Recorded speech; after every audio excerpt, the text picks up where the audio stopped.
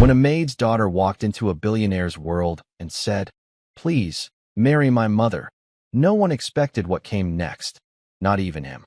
He lived by the clock, every second planned, every detail controlled.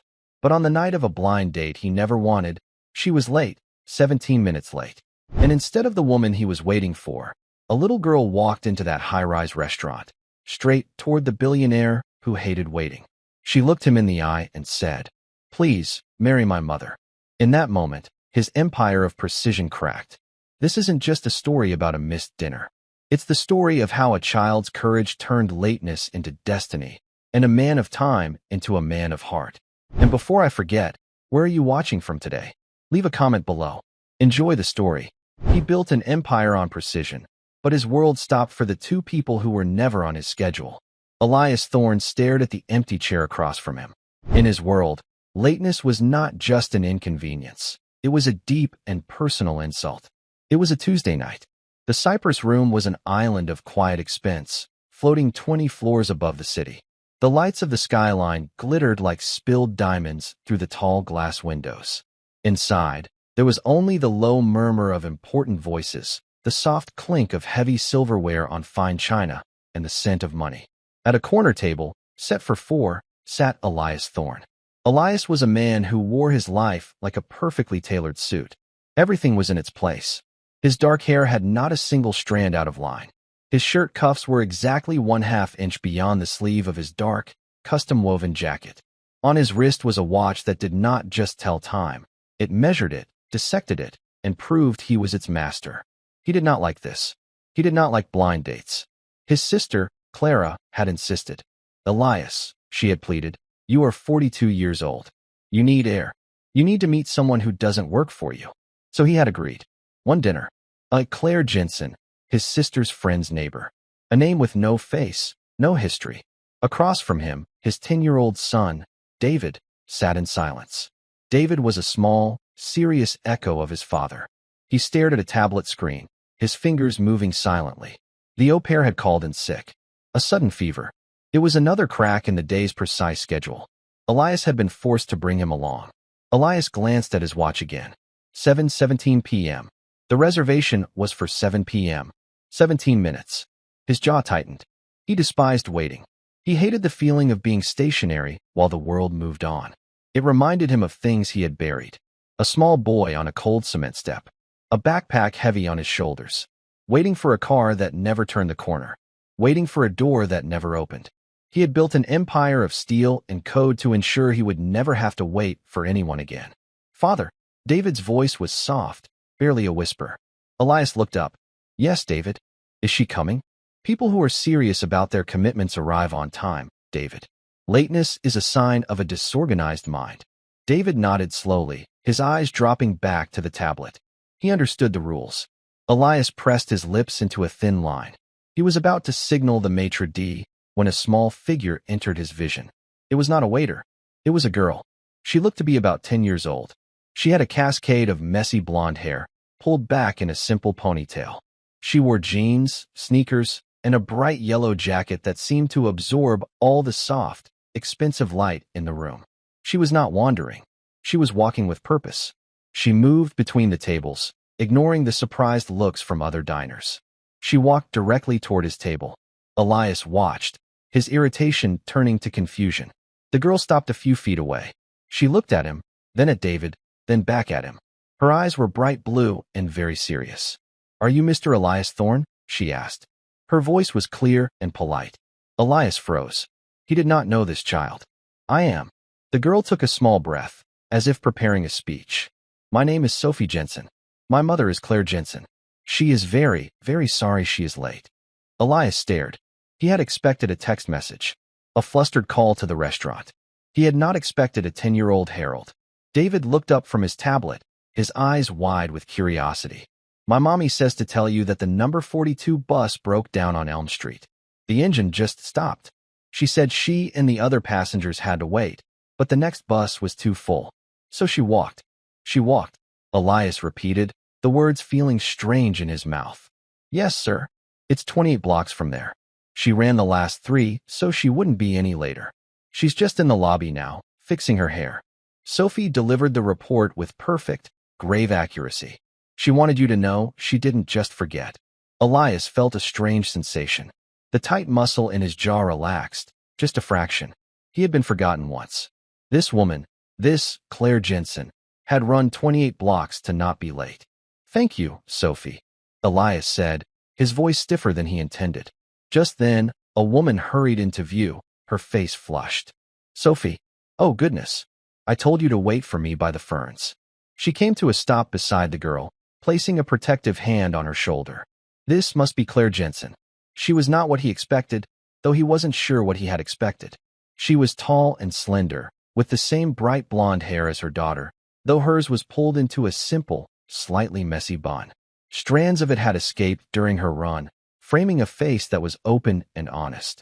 She wore a simple navy blue dress. It was clean, pressed, but plain. It was the kind of dress one wears when they have only one good dress. She clutched a worn handbag to her chest. She looked, Elias thought, completely out of place in the Cypress room. Mr. Thorne, she said, her voice a little breathless. I am so terribly sorry. The bus, it just died. Your daughter has explained, Elias said, cutting her off. He motioned to the empty chairs. Please, sit. Claire exhaled, a shaky breath of relief, and guided Sophie into one chair before sitting in the other. She slid her handbag under the table, her eyes darting around the room for just a moment. She looked like a small boat tossed into a deep harbor. Then her eyes met his. There was no apology in them now, just sincerity. I don't usually bring my daughter to, well, anywhere like this. My neighbor was supposed to watch her, but her own son got sick. It was this, or cancel. I didn't want to cancel. I also brought my son, Elias said, nodding toward David. Claire's face softened as she looked at the boy. Oh, hello there. David gave a tiny, shy wave, his eyes flicking from Claire to Sophie. This is David, Elias said. It's nice to meet you, David, Claire said warmly. This is Sophie. We met, Sophie said, smiling at David. I like your tablet. Does it have castle builders? David blinked. It does. How did you know? I saw the icon, Sophie said. I'm on level 40. I built the Dragon's Keep. David's entire posture changed. He sat up straighter. Level 40? I'm stuck on 38. The lava bridge keeps collapsing. Oh, that's easy, Sophie said, leaning in. You don't use the stone blocks. You have to use the obsidian. The game cheats. You have to find it behind the waterfall. A waiter appeared, silent and swift. Good evening. May I get you something to drink? The spell was broken. Claire looked at the man, then at the heavy, leather-bound menu he offered her. She opened it, and Elias watched her eyes scan the prices. He saw a flicker of panic, so fast he might have missed it if he hadn't been watching. I'll just have water, thank you, she said. I'll have a sparkling water. David, the same, Elias said. Sophie, Claire asked. Can I have a ginger ale? Sophie asked, her eyes bright. Of course, Elias said, nodding to the waiter, who vanished. An awkward silence settled over the table. Elias was a man who led boardrooms. He negotiated billion-dollar deals. But he had no idea what to say to this woman in a simple blue dress. So, Claire said, folding her hands on the table. Your sister Clara set this up. She did, Elias agreed. She can be insistent. That sounds like Clara, Claire smiled. Her friend, my neighbor Martha, is the same way. They decided we were both too lonely. Elias bristled slightly at the word. I am not lonely. I am busy. Of course, Claire said, her smile not fading. I'm busy too. I'm a maid. At the Grand Orion Hotel. She said it simply. I'm a maid. Not, I work in hospitality. Not, I'm in housekeeping management. She said it like one might say, I'm a doctor. Or, I'm a lawyer. It was a fact, stated without shame and without pride. It just was. Elias found himself momentarily speechless. His sister had set him up with a maid. He felt a flash of irritation at Clara. What was she thinking? But then he looked at Sophie, who was now quietly explaining her gaming strategy to David. David was listening, really listening, his tablet forgotten on the table. Mommy, Sophie suddenly said, turning to Claire. Mr. Thorne has a watch, just like Pop-Pop's.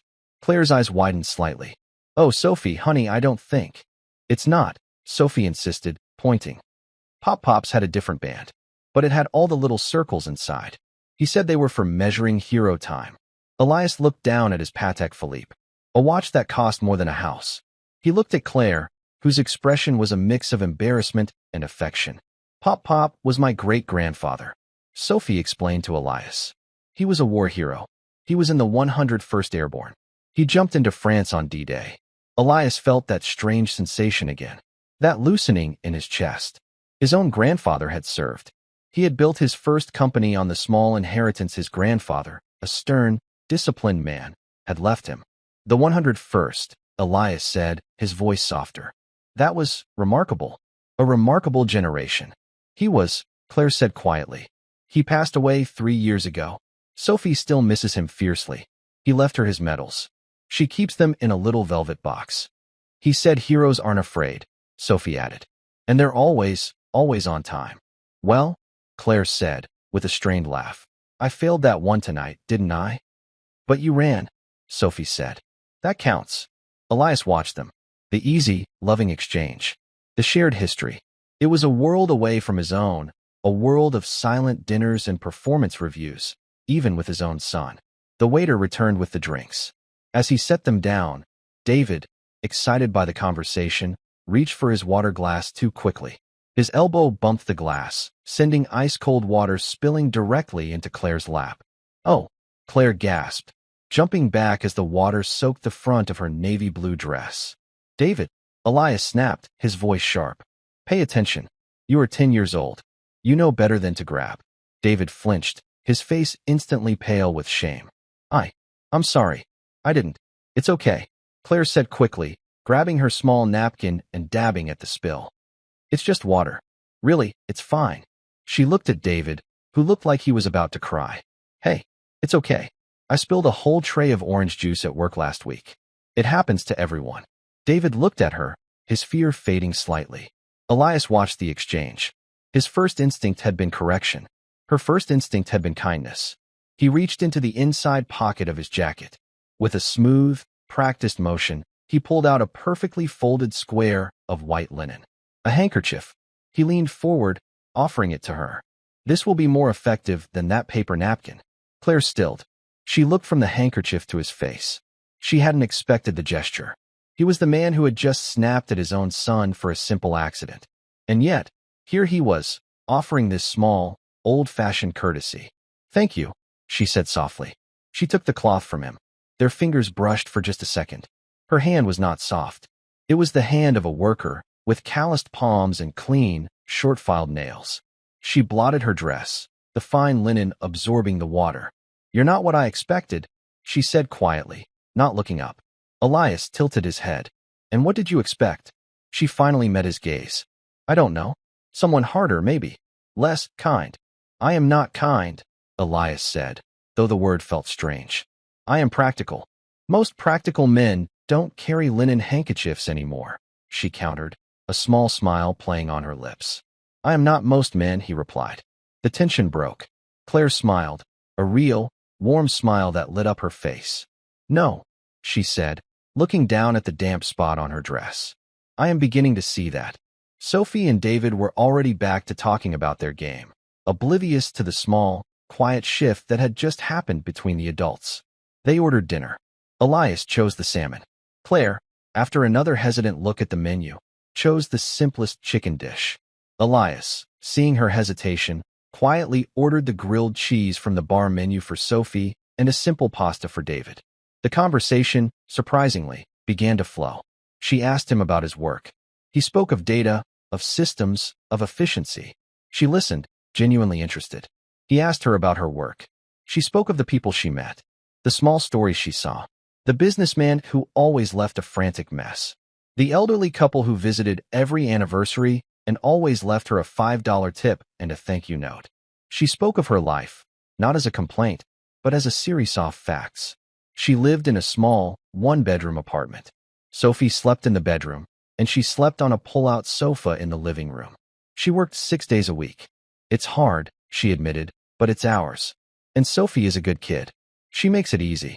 Elias looked at his own son, who was now laughing. A quiet, breathy laugh, but it was real. Sophie had drawn something on a napkin and pushed it toward him. David was smiling. Elias could not remember the last time he had seen his son smile like that. For the first time in years, Elias Thorne was not running a checklist in his mind. He was not calculating compatibility. He was not analyzing profit and loss. He was just there. When the check came, Elias placed his black credit card on the tray without looking at the total. Claire watched, her expression unreadable. She folded the damp, but drying, handkerchief and placed it on the table between them. I should wash this for you. That's not necessary, Elias said. It is, she insisted politely. It's a very nice handkerchief. I'll give it to Clara's friend, Martha, and she can get it back to your sister. Elias nodded, accepting her quiet dignity. They stood to leave. The children were buzzing.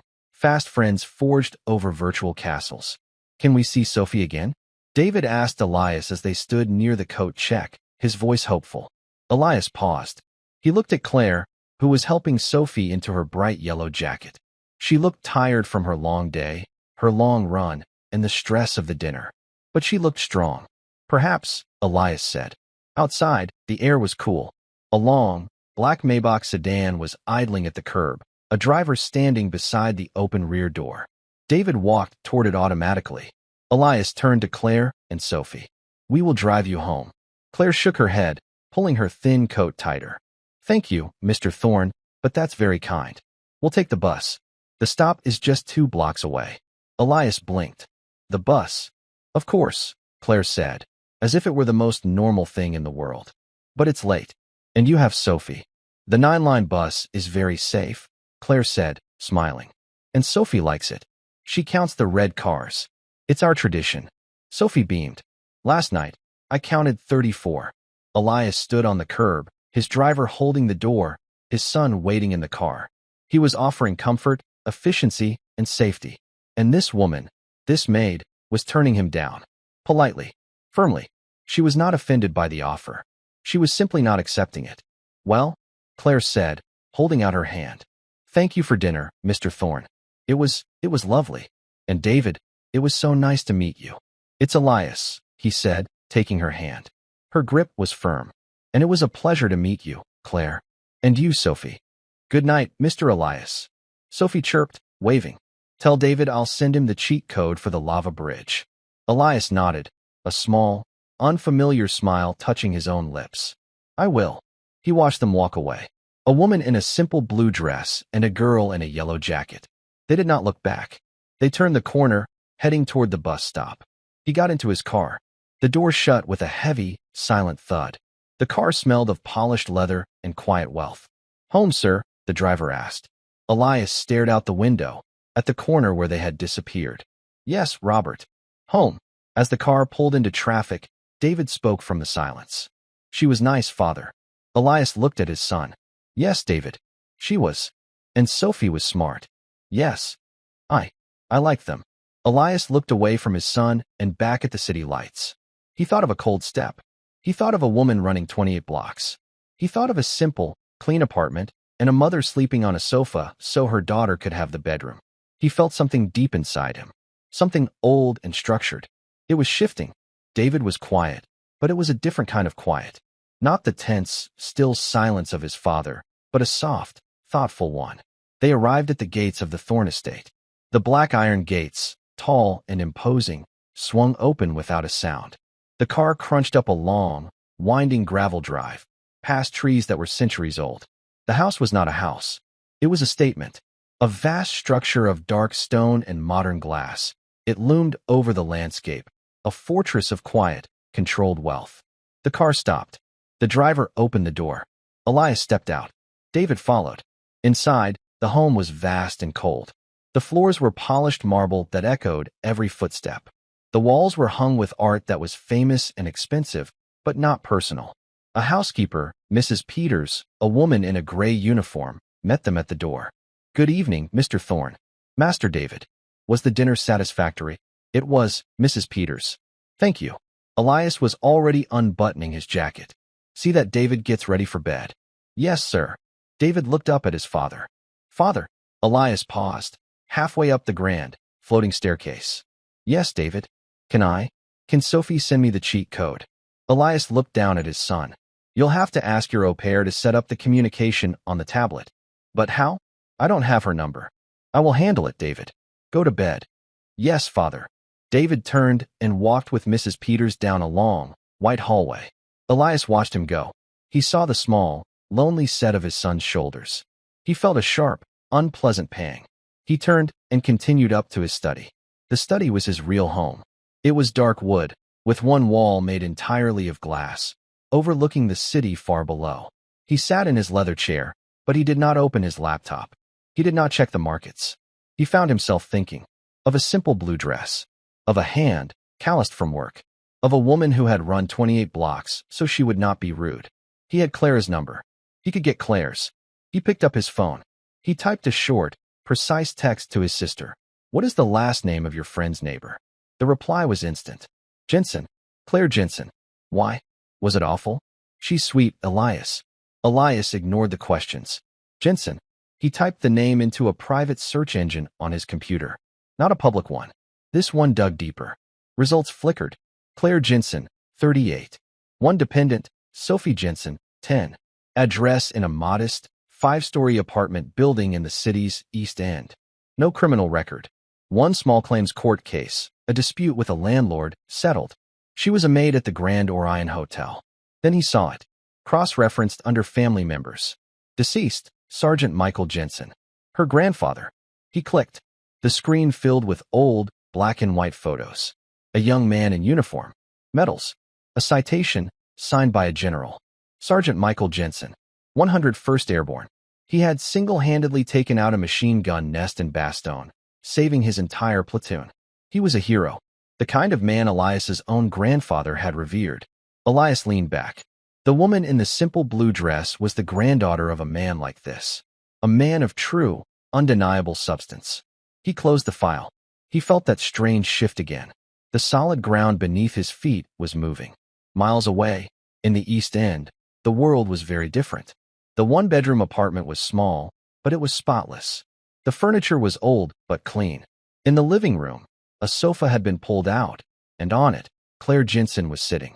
The television was off. In her small kitchen sink, she was gently hand-washing a square of white linen. She rinsed the soap from the handkerchief. The fabric was finer than anything she had ever touched. It was soft as silk, yet strong. She squeezed the water out, her knuckles red from the day's work. She thought of the man, Elias Thorne. He was not what she expected. He was hard, yes. The way he spoke to his son had made her heart ache. But then, he had offered her his handkerchief. He had listened to her stories about the hotel. He had looked at her, really looked at her. And his son, David, he was a quiet, sad little boy. Sophie, in her pajamas, padded out from the bedroom, rubbing her eyes. Mommy. Hey, sweetie. I thought you were asleep. I was. I heard you. Sophie came and curled up next to her on the pull-out bed. Why were you at the sink? I was just washing Mr. Thorne's handkerchief. The one he lent me when David spilled the water. Oh. Sophie picked at a loose thread on the quilt. He was sad. Mr. Thorne? No. David. He looked like I feel sometimes. When I'm the only one at the park. Claire's heart squeezed. She wrapped an arm around her daughter. Well, he wasn't alone tonight. You were there. He's rich, but he's lonely, Sophie said, with the simple wisdom of a child. We're not rich, but we're not lonely. Claire kissed the top of her blonde head. No, baby. We are definitely not lonely. She held the damp handkerchief in her hand. She would have to return it. She couldn't just give it to Martha to give to Clara. That felt wrong. It was his. She would have to return it to him. The thought of his office building, a steel tower she passed on her way to work, made her stomach flutter. The next morning, Elias was in a board meeting on the 50th floor of Thorne Industries. The profit margin on the T12 actuator is down 1.8%, a man in a gray suit was saying, pointing to a complex chart. We recommend divestment. Elias stared at the chart. He saw numbers. He saw projections. But his mind was seeing a bright yellow jacket. Elias? The man asked. Elias blinked. Your projection is flawed. You're not accounting for the seasonal dip in logistics. Hold the position. Next. He was distracted. He was annoyed that he was distracted. His assistant, Susan, a sharp, efficient woman in her 50s, leaned in. Sir, your sister is online too. She says it's urgent. Elias sighed, rubbing the bridge of his nose. Patch her through to my earpiece. Elias. Clara's voice chirped in his ear. So? How was it? You never texted me back. Did you like her? She's a lovely person, isn't she? The dinner was adequate, Clara, Elias said, his voice low, while the meeting waited for him. Adequate. That's it. Elias, you've been alone for 5 years. Adequate isn't. I have to go, Clara. Wait. Did you know her daughter, Sophie, is related to Sergeant Michael Jensen, the war hero? Our grandfather knew him. He served in the same theater. Elias froze. He had not known that. His search had not revealed a personal connection. He did. Yes. Grandpa always told that story about the man who saved the entire company at Bastogne. That was him. Michael Jensen. Isn't that incredible? Elias looked out the window at the city. It was not incredible. It was something else. It was fate. It was a thread. I have to go, he said, and cut the connection. He stood up. The boardroom went silent. This meeting is over, he said. Hold the T12 position. He walked out, leaving his executives staring at each other. He went to his private office. He told Susan to hold all his calls. He looked at his phone.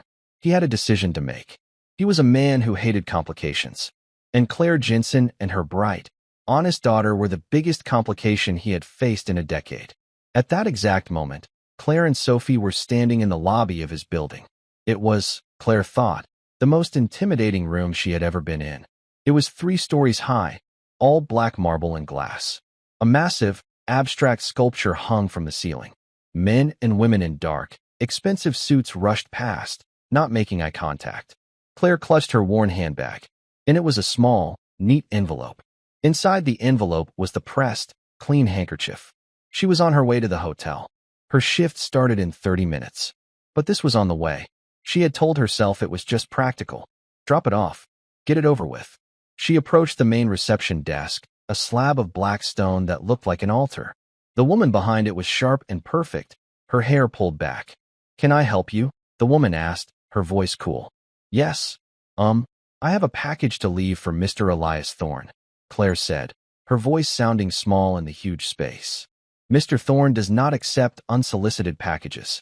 You can leave it with the mailroom, but I can't guarantee he will get it. Oh, Claire said, her face falling. It's personal. He'll know what it is. It's a handkerchief. The receptionist's eyebrow went up. A handkerchief. I'm sure it is. Ma'am, if you don't have an appointment. But my mom said she'd give it back, a small, clear voice said. The receptionist looked down. Sophie was standing beside her mother, her yellow jacket zipped up, her blonde ponytail high. Mom, you promised you'd give it back to Mr. Elias. He needs it, Sophie said. Honey, I'm trying. The lady says. Is there a problem here? Claire's heart stopped. She turned. Elias Thorne was standing right behind them. He was not in a meeting. He was not in his office. He had been waiting. He had been standing near a pillar, watching the lobby. He had seen them come in. Mr. Thorne, the receptionist said, her voice instantly changing. These people were insisting on leaving. It's fine, Helen, Elias said, his voice cutting her off. He looked at Claire. Mrs. Jensen. Sophie. Mr. Thorne. Elias. Claire said, her cheeks burning. I'm so sorry to bother you. I was on my way to work. I wanted to return this. She fumbled in her bag and pulled out the envelope, holding it out to him. He took it. Their fingers brushed again. He opened the flap and looked inside. He saw the perfectly folded, clean white square. You washed it, he said. It was not a question. Yes, of course. It was no trouble. It was kind, he said, looking at her. Really looking. He saw the flush on her cheeks. He saw the worn strap of her handbag. He saw the dignity in her eyes. Mommy, Sophie said, tugging on Claire's coat. Ask him. Sophie, hush. We have to go. Ask him if David is still sad. Claire went pale. Sophie, you do not ask people questions like that. I am so sorry, Mr. Thorne. Elias looked down at the 10-year-old girl. She was looking up at him, not with malice, not with rudeness, but with genuine, piercing concern. Is he sad, Mr. Thorne? Sophie asked again, quieter this time. He looked sad at dinner. Before we talked about the castle. He doesn't have a friend. Elias felt the words hit him. He doesn't have a friend. He looked at Claire, whose eyes were wide with embarrassment.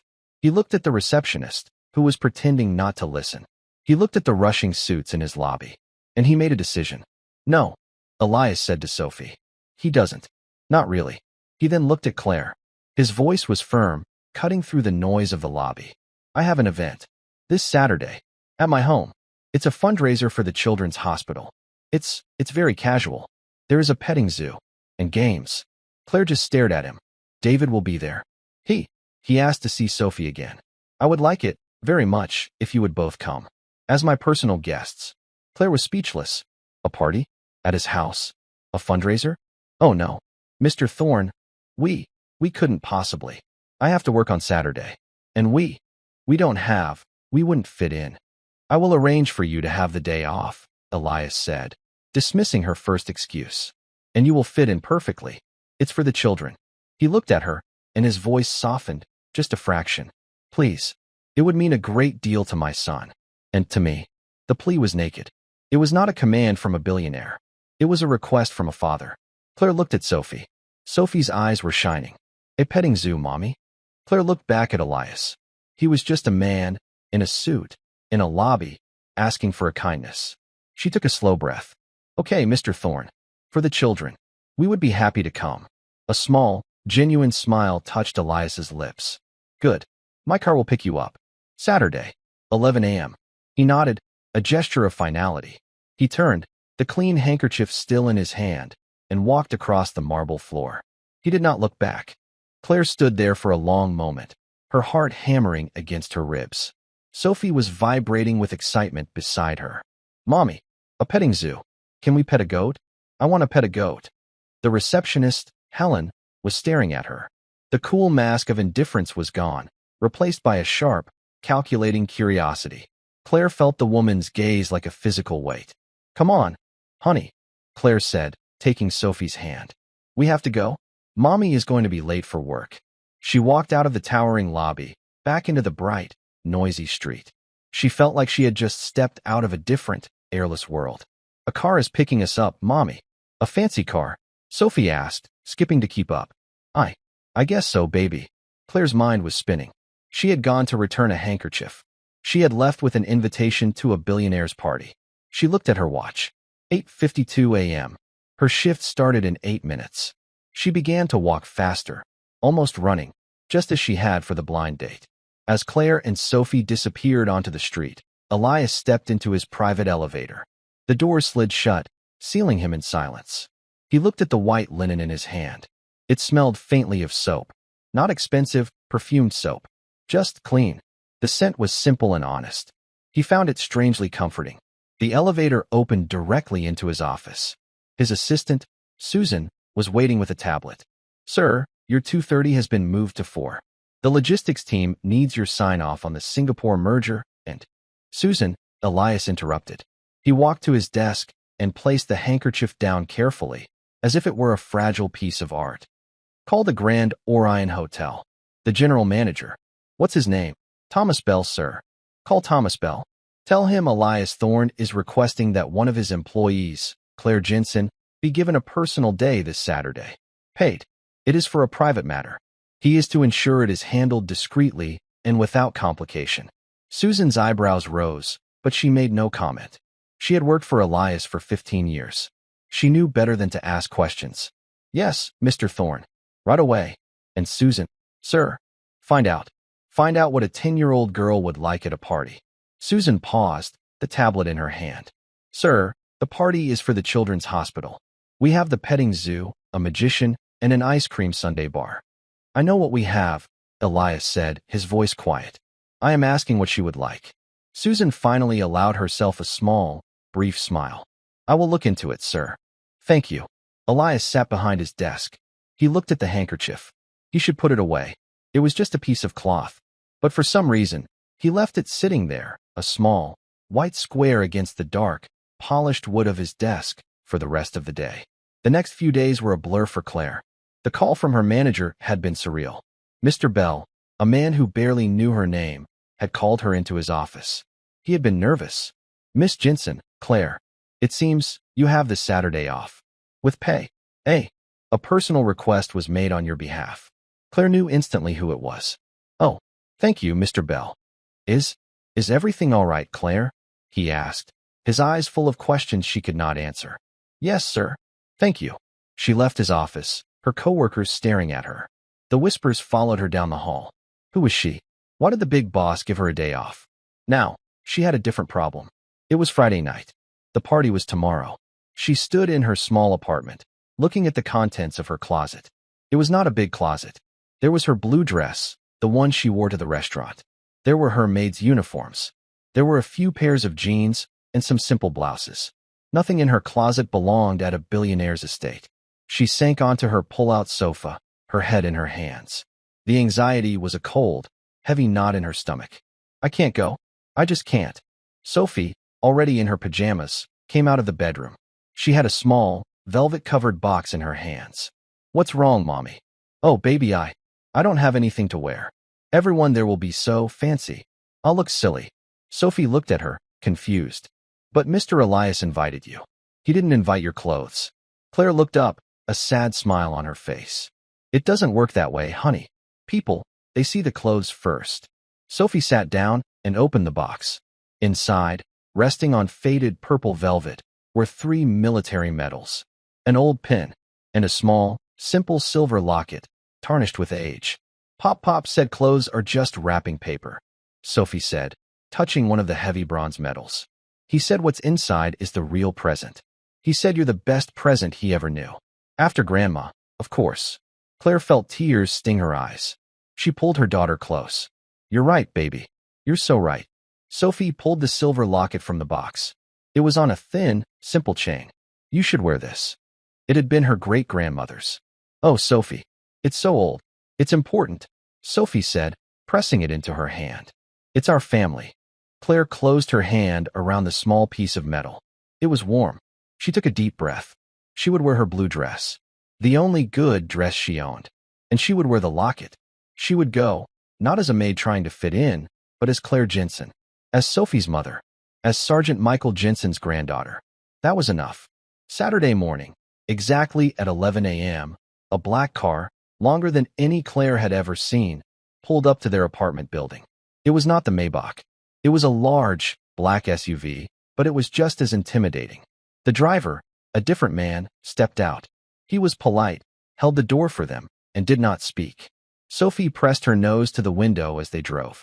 They left their neighborhood, with its small shops and brick buildings. They drove through the rich heart of the city. Then they went further, up into the hills, where the houses were hidden behind tall hedges and iron gates. Finally, they turned onto a long gravel drive. Claire's stomach did a slow, painful flip. The house was staggering. It was not a home. It was a museum. A fortress. It was made of glass and dark, imposing stone, and it sat on a hill overlooking the entire world. The driver opened their door. Music drifted on the air. The sound of laughter. Not loud, rowdy laughter, but the high, tinkling sound of polite, wealthy people. Mommy, Sophie whispered, grabbing her hand. It's big. It's just a house, honey. Claire whispered back, though her own heart was racing. She smoothed the front of her simple blue dress. She clutched the small, warm locket under the fabric. They walked up a stone path. The party was spread across a lawn so vast and green it looked like a carpet.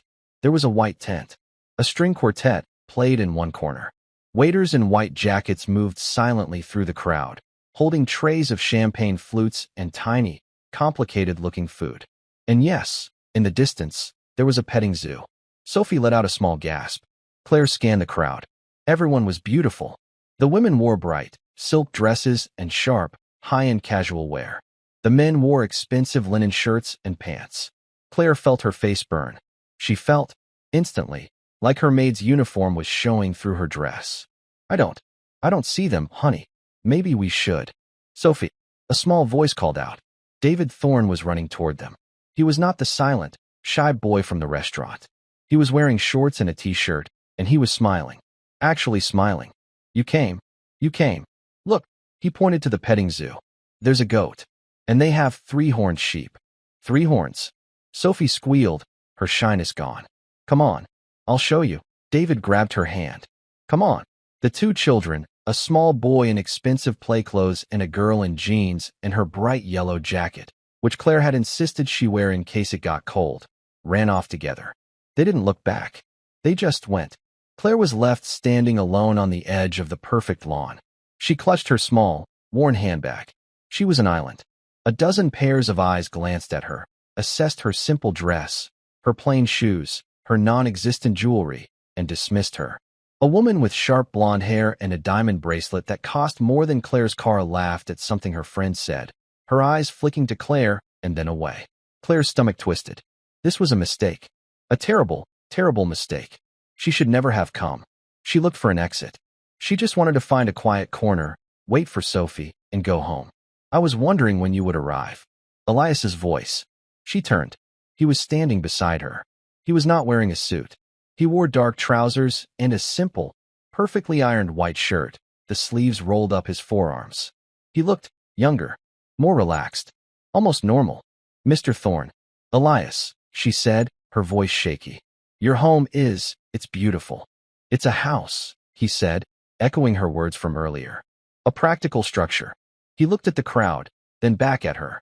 He saw the tension in her shoulders. He saw the way she clutched her bag.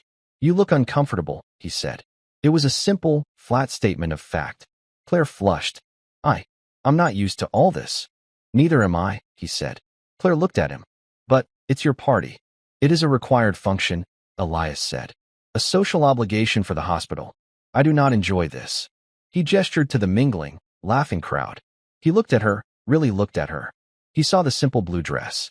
He saw her hand move, unconsciously, to her neck, to the spot where the locket was hidden.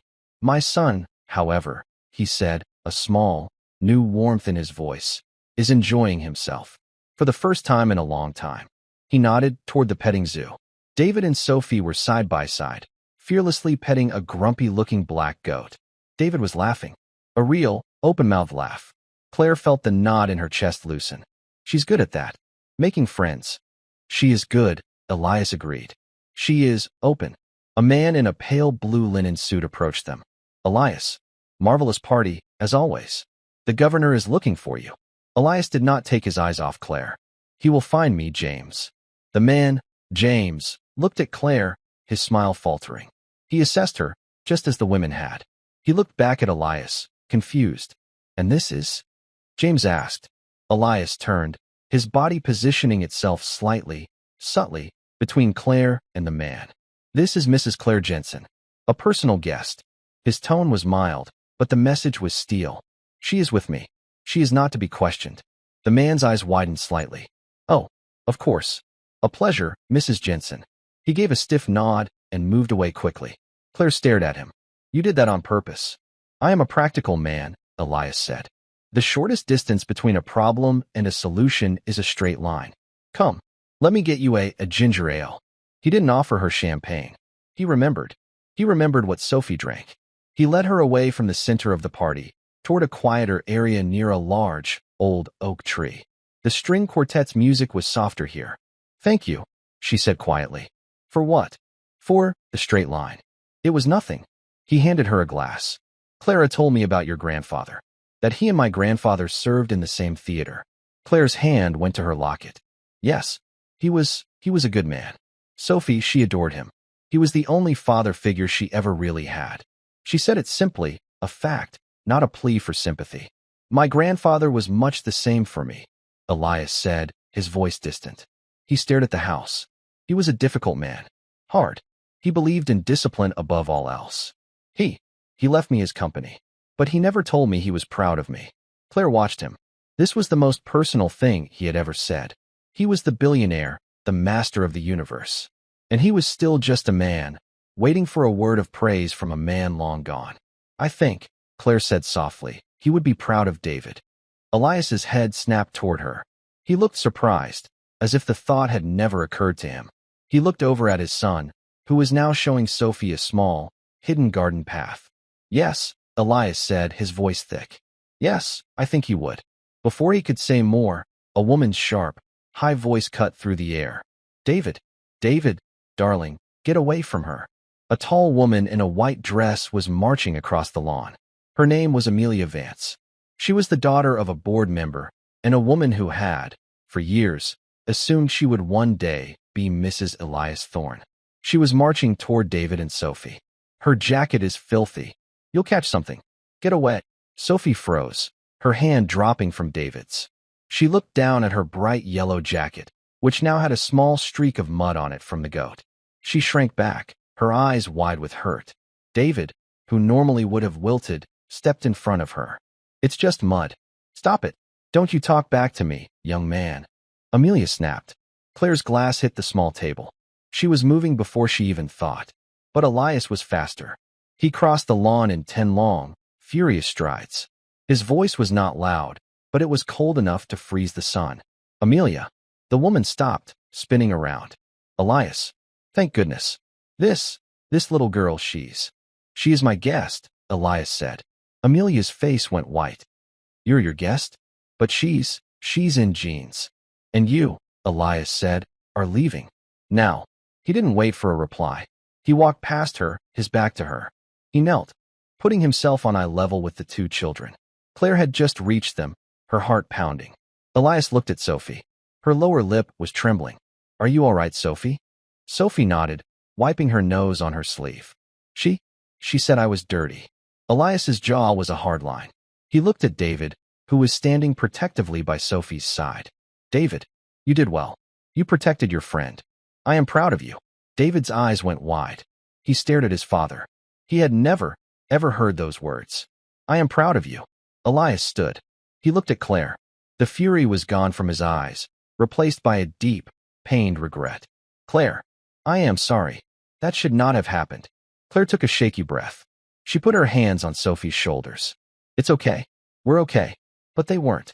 The party had stopped. Everyone was watching. The whispers were starting. Sophie looked at the ground. Then she looked up at Elias.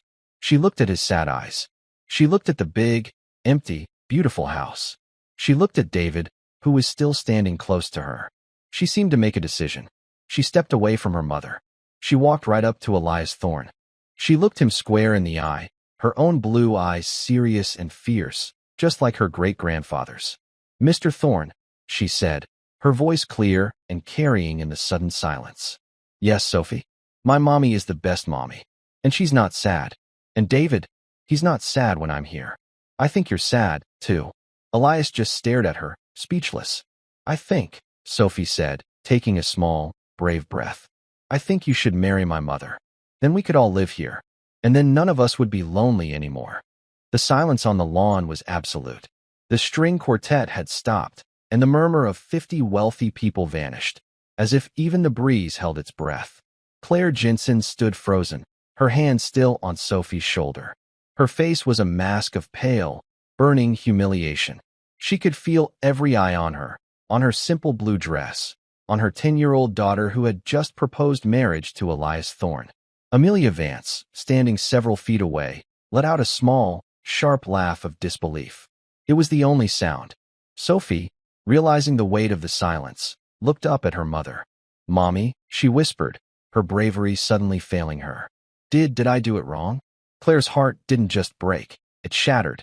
No, baby. Claire choked out, her voice thick with unshed tears. She dropped to her knees, ignoring the damp grass, and pulled Sophie into a fierce hug. She buried her face in her daughter's blonde hair. No, you didn't do anything wrong. You were just being you. She stood up, pulling Sophie tightly against her side. She would not let them see her cry. She turned, her back to Elias, her back to the staring crowd. I am so sorry, she said, her voice shaking but clear. Mr. Thorne, I am so deeply sorry for this. We'll go right now. She began to walk, almost run, pulling Sophie with her. She just wanted to get to the long gravel drive, to the road, to anywhere but here. She's running. Can you believe the nerve? He just kicked Amelia out for her. The whispers rose up behind her, sharp as little knives. Claire, Elias's voice. It wasn't a command. It was a statement. She stopped, unable to move, but she could not turn around. She stood, rigid, facing the oak tree, her shoulders shaking. Please, she whispered, so low he almost couldn't hear it. Please, just let us go. Don't make this harder. I have no intention of making this harder, he said, his voice closer. I am, however, going to stop you from making a mistake. His footsteps crossed the grass. He walked past her, standing in front of her, blocking her path. The crowd faded. The world shrank to the few feet between them.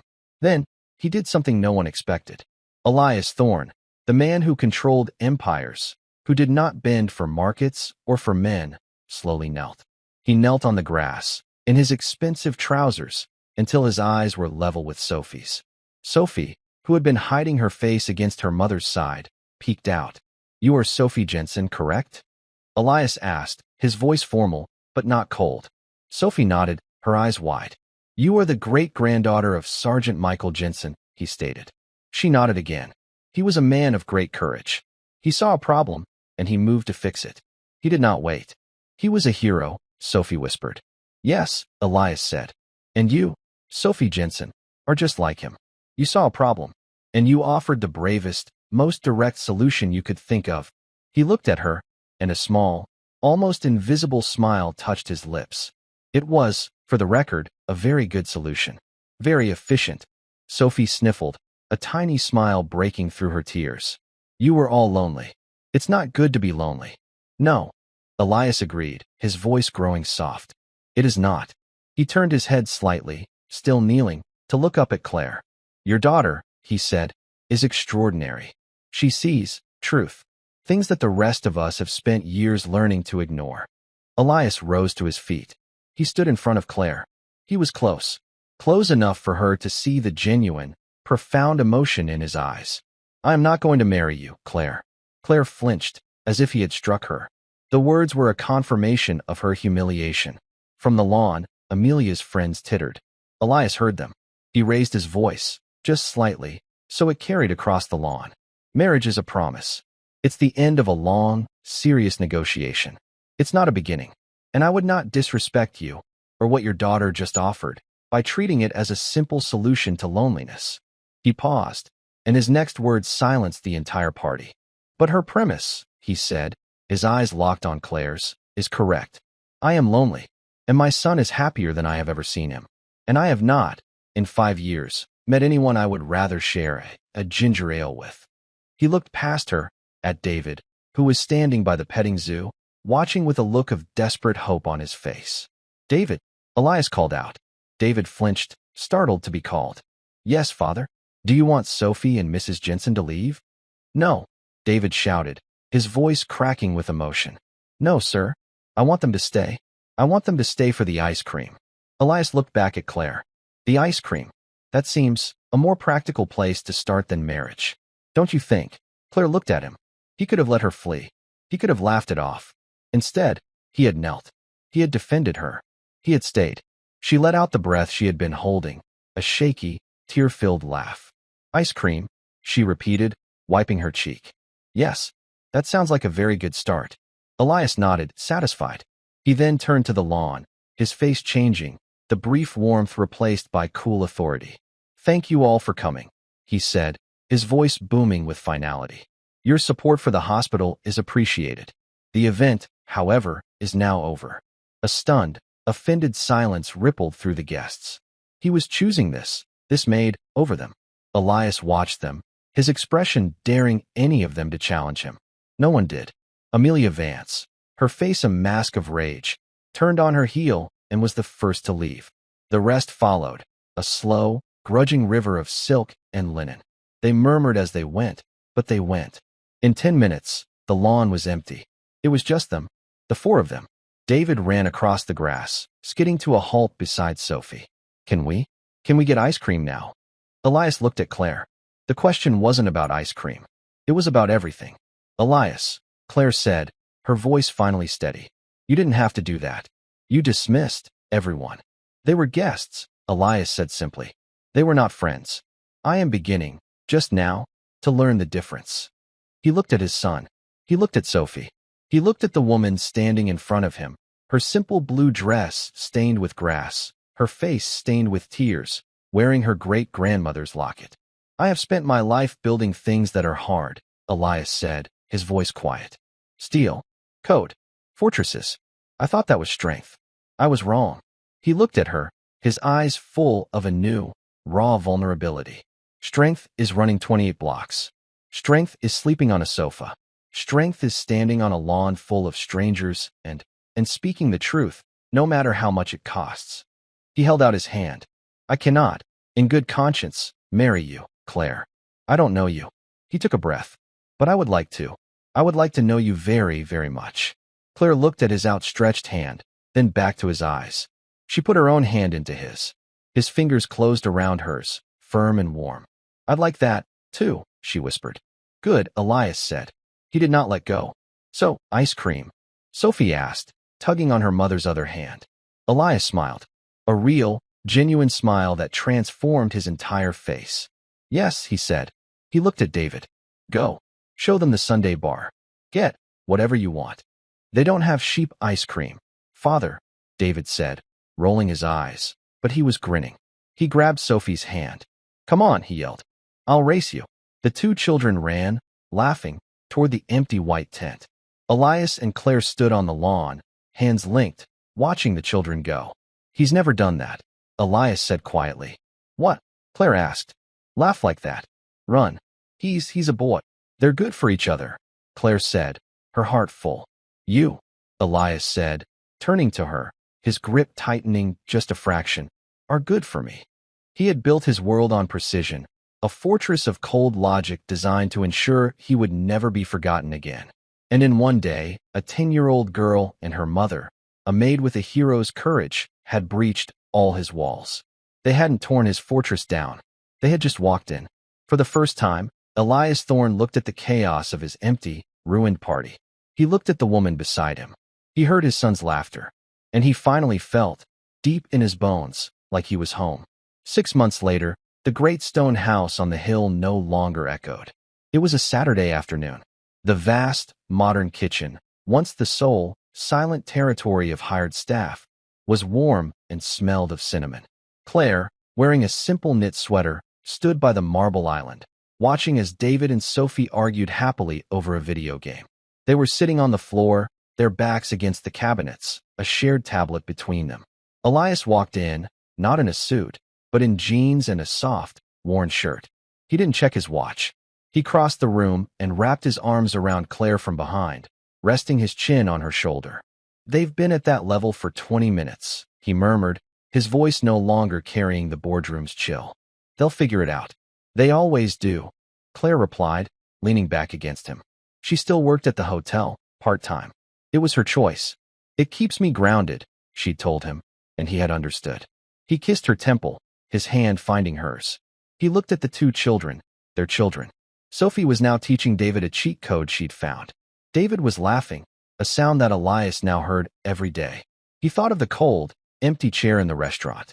He thought of the man he had been, a man who built walls to keep the world out. Now he didn't need them. Claire hadn't torn his fortress down. She had just walked in, held his hand, and given him the code. He wasn't lonely. He was just home. And that's where we'll end the story for now. Whenever I share one of these, I hope it gives you a chance to step out of the everyday and just drift for a bit. I'd love to know what you were doing while listening. Maybe relaxing after work, on a late-night drive, or just winding down. Drop a line in the comments. I really do read them all. And if you want to make sure we cross paths again, hitting like and subscribing makes a huge difference. We are always trying to improve our stories, so feel free to also drop your feedback in the comment section below. Thanks for spending this time with me.